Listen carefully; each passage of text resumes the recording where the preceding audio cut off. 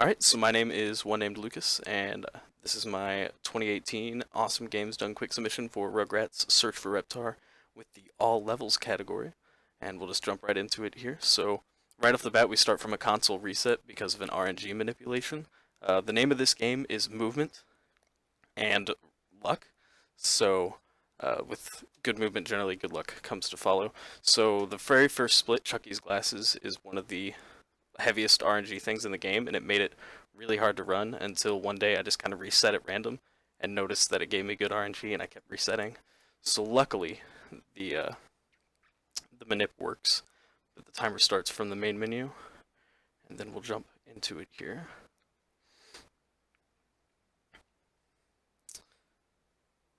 So like I said, the very first split is RNG heavy, and the concept of Chucky's Glasses is to find babies that are hidden throughout the house.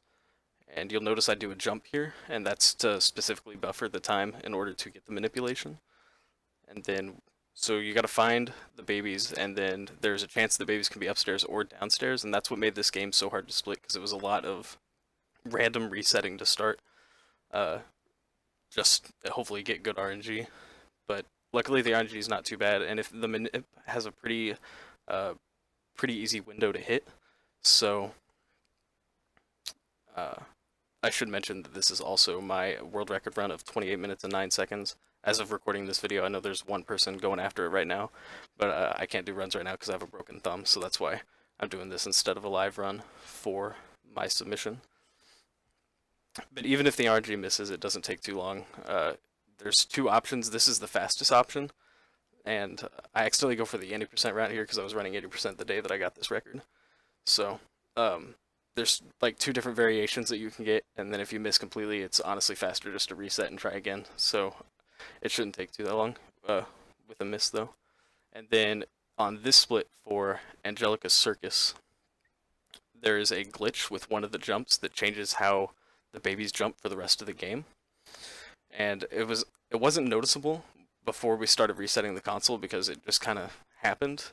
But if you don't reset the console and you have the jump, then the jump stays with you for the rest of the game. But since we started resetting for the RNG manip and Chucky's Glasses, the jump went away, so we had to reroute and put Angelica's Circus earlier. And you'll notice later that it makes some of the jumps easier, like the babies can jump all the way down the stairs, I guess mainly Tommy, can jump all the way down the stairs, and that saves quite a bit of time. It also makes Spike move faster, which you'll notice in one of the other levels, compared to how fast he's going here now. And sometimes it's faster just to jump with the babies in general, but it makes the game a lot quicker to have this jump early. But the thing for Angelica Circus is basically 3 mini games where you run around with Spike, and then you have to do a dangerous jump over water, although Angelica claims it's through a flaming hoop, but whatever. This is actually the jump that breaks the game right here. Once you go off, like, it's impossible for the babies to make this jump, so it like flings you across the pool, and then you just mash through this. You fling Chucky into the leaves. It looks like it cuts there, but there's a small cutscene that you can skip through. So while this is going on, there's actually a trick here that I think I fail in this run, where it's faster to die. So Phil and Lil are the twins, and they eat the cookies faster than everybody else. And it's actually faster to get caught by Angelica the first time and do the redo, but Angelica glitches out sometimes, and then you'll see that I just fly through eating these cookies and I don't even have to pass the box like you're supposed to. So, the concept of this game is that the babies lost all their puzzle pieces for the Reptar puzzle, and the concept is to basically do mini games and do episodes to collect puzzle pieces and move on. This is what I'm talking about, like jumping down the stairs. I just failed at it here pretty bad. Like, awful. That was horrendous to watch. So for Mr. Friend, it actually kind of made this level more difficult with that glitch jump, because so Tommy can attack the Mr. Friends by jumping into them, doing just like a clap attack, and then doing like one of those fancy ninja kick attacks. But it's faster just to jump into him, but the jump is sometimes kind of hard to control, since it's glitched and it makes you jump faster and further. Excuse me, so, but it's pretty simple there. But the reason why I picked all levels over any percent is I just think all levels is more fun of a run. I'm going to talk about it because Mirrorland is honestly the most boring level of this whole run. It's just a giant collectathon that goes on way too long. Any percent actually cuts this level out completely because if you notice, there's little Reptar bars scattered throughout the map. They're like orange. There should be one coming up here soon that I'll point out to you. But every 15 of those you collect, you get a puzzle piece, so you can skip out on certain levels. And that's the difference between all levels and any percent. Is you collect 45 Reptar bars. There's one back there in the corner. And cut out this level. You cut out the mini golf level, which is the highlight of the run in my opinion, because it makes precise movement, and if you make a mistake, it can cost you down the road.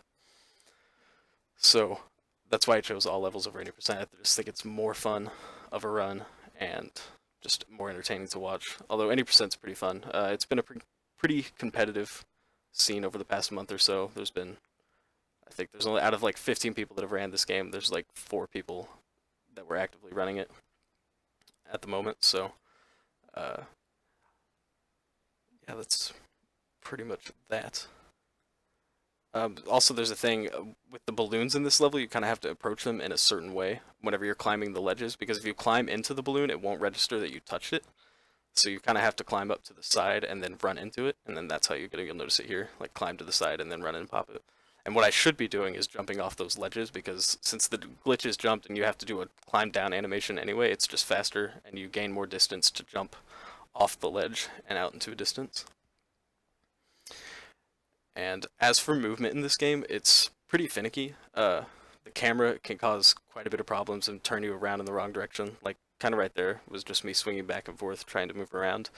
And what you want to do is take corners as tight as you can to not bonk into things, because every time you bonk, it costs you basically a second to get control over Tommy moving again, or whatever baby you're playing as.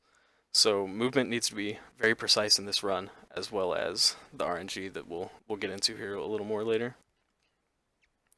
But it's a pretty straightforward game. It's a pretty fun game. I enjoy it. Here's another one of those jumps that kind of showed it off a little better, although it doesn't look as much better because there's no actual stairs there since the house is flipped upside down in this level. But yeah, this level just drones on. It's the worst part of the run. That's the only reason any percent is better in my opinion. I took a very bad route here. As for the 2809, I think it's easily beatable. I just kind of left it so that I could go after the 80% record, and then I broke my thumb and didn't get to come back to it like I wanted it to. But I think 2809 is pretty beatable. I just need to be able to do it. I actually do one-handed runs of this game too. Since I broke my thumb, I got a 33, which is 3 minutes over the what the world record was before I got it. So I plan on making that an incentive should this game get accepted for a one-handed run. We're almost done here with the balloons. It's just a long 3 minutes and 20 seconds. And then the next level is a cookie race, which again, just precise movement and a good jump down the stairs, and you can really get through this level pretty fast. The whole point of it is that Angelica wants the cookies, and you just have to race her to a cookie jar, or the box of cookies. But it actually shows off kind of how movement works pretty well, where you want to hug the corners but not like bonk into them, or you don't want to bonk on Angelica, which is a possibility. And then you line up this jump. I think I missed it though. Yeah. If you go at it at an angle at all, as soon as you touch a wall, like it takes away the jump and stuff like that. So, but jumps actually, I think I'll jump down this ledge. I should jump down this ledge. If not, that's, yeah. So like I said, climbing down actually costs you more time rather than jump. So you're going to come to a stop anyway, so you might as well jump and get the further distance. So that's cookie race. Following cookie race, you'll notice that I kind of jump into levels sometimes, which again, that's kind of the. So when you jump, you actually have a little bit faster speed. Like you'll travel the same distance as you walk compared to when you jump. But like for like the first half of your jump, you're actually moving faster. There's actually a strat. Well, it's not really a strat. It's more just for show. Where Tommy throws a box in one of the later levels, and you can like ride the box, and you'll go faster for like half the distance. So this is another real movement intensive level. where you want to hug the corners. And here's another good example of that jump break that I was talking about earlier. Like once you get completely out of the way, you can just jump off of that and you'll gain way more ground as to just walking off of it and dropping straight down. Definitely wanted to catch your jingles, although I do have the audio muted right now, of the game coming up right here with the floating. Again, slow movement, want to take your corners tight and whatnot. And then following this, we'll get into our second of the 3 RNG levels in Let There Be Light, which I'll explain whenever we get in there here.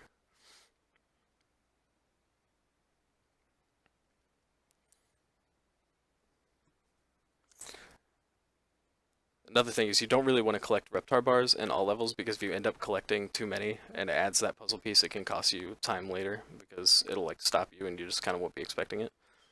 So with the Let There Be Light level, the object of it is Stu kills the power in the house, and Tommy goes on a hunt to find the light in the refrigerator, but once he gets down there, he can't open it, even though he opens it earlier in the game. Like, you can go up and select it and it'll open it. But I digress. So he's got to find Spike, and Spike is hidden in multiple places in the house. Here's me doing terrible at that jump again. There's one place that he can be downstairs, which is outside, and then the fastest place, which I do get in this run, is up the stairs and in the very first room. There's 5 spots that he can be upstairs to 1 downstairs, and even though the spot downstairs is like a hair, like pretty much equal to this one, it's just faster to go upstairs and hope he's there. So that's the first RNG, but then again, like I said, if you miss, unless he's downstairs, it really doesn't cost you that much time, like maybe 10 to 20 seconds max. But if you go all the way to the end of the hallway upstairs and then go downstairs, that's where it really costs you time. For this, it's basically the same as the cookie level as earlier. You just got to drink the chocolate milk, but you can just trick Angelica into getting stuck on one of the twins. So you just chug it down really quick. And then 7 Voyages is the third and final RNG level of the run. It's a maze level where you play as Spike, and it really demonstrates how I said earlier that Spike actually moves faster with the broken jump, and I should do that in this run. Hopefully I do that in this run. We found a lot of new movement tech and stuff since I've broken this record while a bunch of us were playing the any % category. So, but anytime there's a straightaway, you just want to jump at Spike because he just flies down these hallways. You don't want to get caught on those pipes because, like I said, a bonk will slow you down. But anyway, once you get through the maze, it's actually a pretty fun platforming level too. Like timing jumps to like jump up ledges so you don't have to do like the climb animation and whatnot. And the jumps, like you can move in any direction you want while you're in the air. So you just fly through this part, and then once you get outside, coming up here soon, you have to find Cynthia because Tommy and Chucky lost Cynthia in the sewer somehow. So Spike plays hero. And you go out here and you just have to find Angelica. And worst case scenario, I get the best case scenario RNG in this.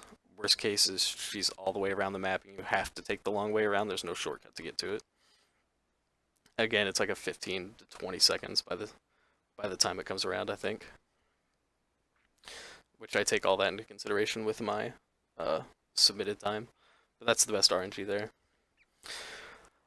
Since we do have the jump break, that actually gives us an advantage in the Toy Palace level, which is the level I was talking about earlier with collecting boxes. So the first half of the level is played with Chucky, which you need to have good movement to and not hit some of the obstacles that are in the way.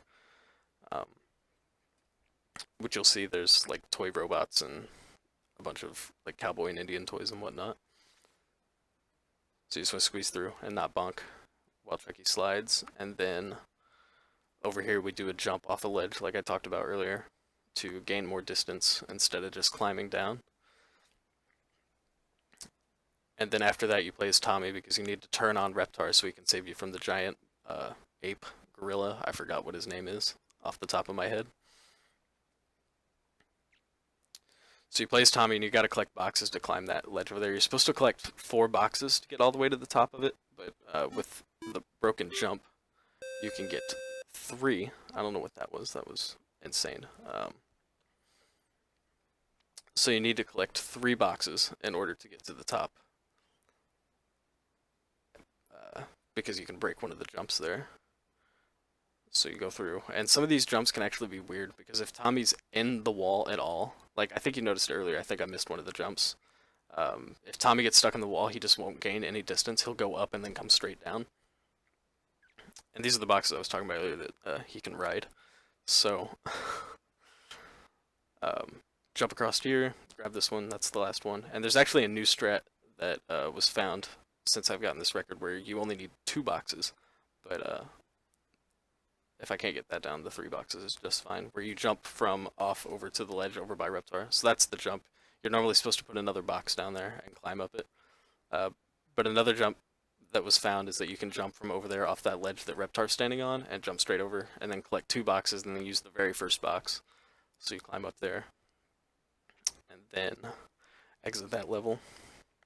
For Gold Rush, it's one of the bonus levels in the game that gives you Reptar bars. And what you have to do in here is, it's another collectathon, but not as annoying as Mirrorland. Well, it can be annoying if you miss, because Phil makes a terrible sound every time he hits something. So you want to have good movement because you don't want to bonk, because like I said, every bonk costs you about a second. And so you go through here, and then you'll notice up here there's also a gold coin, which you don't need the gold coin to count towards, I think it was in that back corner, to count towards the final total. So good movement is required through here, as well as not hitting on anything like that, and all that stuff. So another kind of one of the slower levels. The collectathon levels aren't terrible to do. They're pretty movement intensive. They're just a little slow, but not too bad.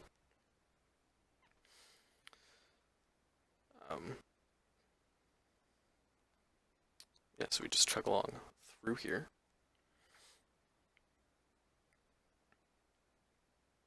Another bonk, not fun. I think that's the fastest route. I'm planning on trying some other routes to see if any of them are faster, but that's the one I've had the most success with. Moving to Aisle 7. Aisle 7 is one of the harder platforming levels of the game, even harder than Toy Palace, where you're in a grocery store and there's a mess everywhere. There's like a mini boss fight in here. There's 2 like mini boss fights in this level. So you'll notice right off the bat we hook a right and there's ice physics in this level, where Tommy will slide around. It's a pain. Generally you get over here and then you start walking, but I missed. And then this is actually a shortcut that's hidden in the level that takes you immediately to the first mini boss fight, where you gotta throw pies at these guys. Sometimes they stand up fast, sometimes they don't. It's just kind of dependent on if they feel like getting up quickly or not and getting pied in the face. I mean, I would want to just lay down too, so I don't blame them. But I would appreciate it if they got up quicker. This is the best line in the game, where Tommy goes, "Ah, lobsters." So that's always a fun one. This room in here is the absolute worst. You want to jump from box to box, otherwise Tommy will slip and fall all the time. He also goes faster than crawling. You'll see here that he just doesn't want to move, so it's faster to turn around and get on the set of boxes closest to you. Actually played this really poorly in this run. That's another reason I think the 2809 can be beat pretty easily. This hallway is just unfair. Getting stuck in boxes. Everything you hit takes damage, it seems like. As seen by that bottle there. And then here's the other mini boss fight that you can just cheese. You're supposed to like pick up cans and throw them at him and stun him, but you can just outrun him and climb these boxes and flip the switch to end the level and move on to mini golf, which seems long, but it's actually pretty fun. There's 9 holes, and if I remember right, you can hole in 4 or 5 of them, I think. I'll point out the... Oh no, we're going to Grandpa's Teeth, not mini golf. I'm out of order here. My bad. So Grandpa's Teeth is another one where spike movement is pretty fun, and it's another one where you want to hug your walls to get better movement and stuff like that. But you don't want to hug them too close and bonk off them. You can just leave Chucky behind right there, because Chucky's not cool. This gate can be closed, and it costs you like 3 seconds to go around it, but it's not the end of the world. It's random on whether it's open or closed or not, but it's not enough that I count it as RNG. Like, it just doesn't really phase. It won't cost you the run like the other levels will that have RNG in them. So when you get through the maze part, you start playing as Spike with Tommy riding him, because that's always fun. You can get in front of the goose here. It's actually faster to get in front of the goose because then you don't have to worry about. That way you can jump freely with Spike because, like I said earlier, jumping with Spike makes him move faster. So you want to get in front of the goose so that you can jump whenever you want. But if the goose is in front of you, you can't jump whenever you want because you'll just bonk off the goose and stop all your momentum.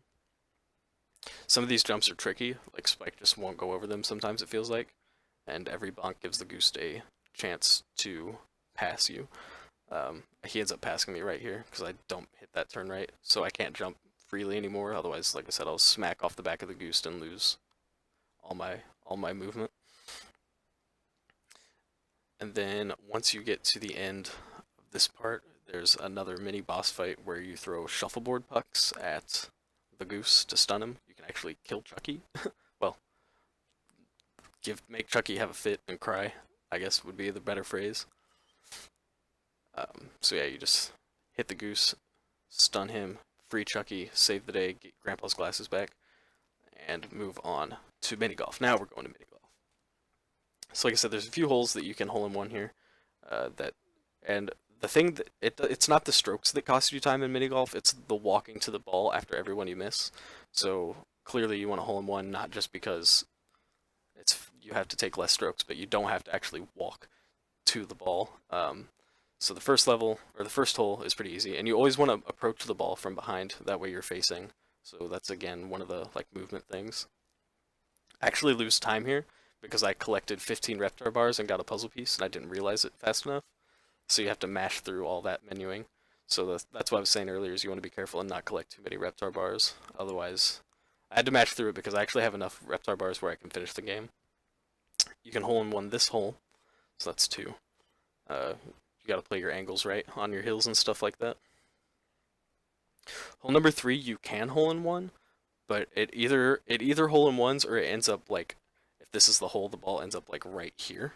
So what I do is I tap it forward just enough, and that automatically makes Angelica aggro to the ball again, and then I just fire it down there. Because that saves time from laying it all the way up and then having to have Angelica walk all the way down to the ball. Because that's what costs you most of your time.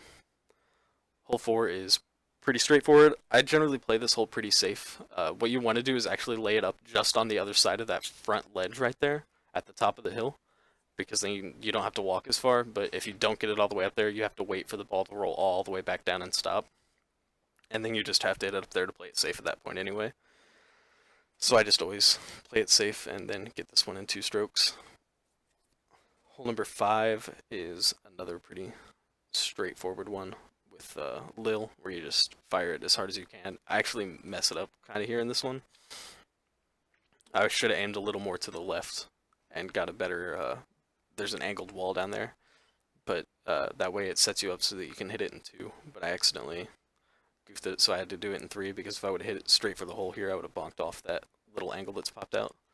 So you just kind of gotta hit it just enough, and I overhit it. Hit it just enough so you don't have to walk all the way to it. Hole number 6, if I remember right, is the bad hole. This hole actually has a better chance of killing a run than RNG. So there's a giant pit to your right there, and you can actually hole in one this hole if you angle it around right, but I would play it safe, because if you fall in the hole, you have to finish the hole, and if you go over the par limit, you have to do it again, and it takes about like 5, it seems like it takes 5 strokes just to get out of the hole every time, because you have to find the right spot to do it, depending on where you're at. So I would just play it safe and hit it in 2 shots at an angle rather than go for the hole in one. You can actually get this hole in 2 shots as well. I just always mess it up, it seems like. This is actually the game that taught me how angles work when it comes to mini golf, and actually taught me a valuable life lesson. That's what Rugrats does for you. Valuable life lessons. So normally you bonk it off this back wall and hit it in the hole, but I just didn't give it enough mustard on that one, so I do it in 3. Hole 8 is the most boring one. It's actually like a hidden little area in here. So you just go around and a giant spiral and end up, but again, you want to make sure you hit your angles, and then like the last shot, you want to set it up to where you don't have to walk all the way to it. So again, you want to walk around because it does take a little bit of time to climb a ledge in this level as well. Not as much as the other ones, because I don't think there's a full animation. It just slows you down just a hair. So this would be the part where you kind of want to push it over. I think I'll do it here. And you want to approach the ball, like I said, so where you don't have to spin around. My nose itches tonight. Finish off that, and then hole 9, hole 9 can also be a hole-in-one. And apparently if you hit a hole-in-one, everybody gets free ice cream. So I always tell my chat that they can have free ice cream if I hit a hole-in-one, which I'm not good at hitting a hole-in-one in this hole. I'm in the right spot, it just never seems to work out. But this one takes a while if you don't get the hole-in-one to walk all the way down there. I think it's like 7-ish seconds. 5 to 7 seconds to walk all the way down to the hole. So that's where, like I said, where most of your time save comes in this is making sure you hit your shots. We're down to our final 2 levels of the run, which is another collectathon first in Egg Hunt, where you just gotta basically find Easter eggs hidden throughout the house